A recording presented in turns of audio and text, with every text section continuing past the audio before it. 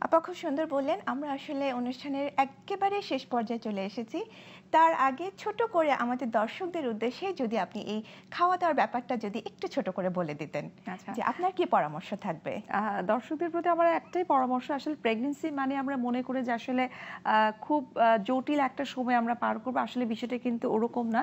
Mentally নিজেকে খুব ভালো রাখার চেষ্টা করতে হবে, একটু চেষ্টা করতে হবে নিজের খাওয়া দাওয়ার প্রতি একটু যত্ন নিতে। সেজন্য অবশ্যই একজন পুষ্টিবিদের সাথে যদি পরামর্শ করে আপনি একটা প্রপার চার্ট ফলো করতে পারেন, আমার কাছে মনে হয় কোন খাবারটা কম খেলে কোন খাবারটা বেশি খেলে আপনার ক্ষতি হতে পারে বা আপনার জন্য ভালো হতে পারে, সেই সাথে গর্ভস্থ শিশুর জন্য ভালো হতে পারে, সেটি মনে হয় আপনার জন্য খুব চমৎকার একটা সাজেশন হবে। এবং সেই সাথে চেষ্টা করতে হবে খাওয়া দাওয়ার পাশাপাশি মানসিক শান্তিটা যেন বজায় থাকে। স্ট্রেসফুল লাইফ আমাদের থাকবে, কিন্তু সেটাকে নিয়ন্ত্রণ করার টেকনিকগুলো আমাদেরকে শিখতে হবে। ফ্যামিলির সাথে কোয়ালিটির টাইম পাস করা এবং প্রেগনেন্ট মায়েদের জন্য সবথেকে দরকার হচ্ছে পর্যাপ্ত ঘুম।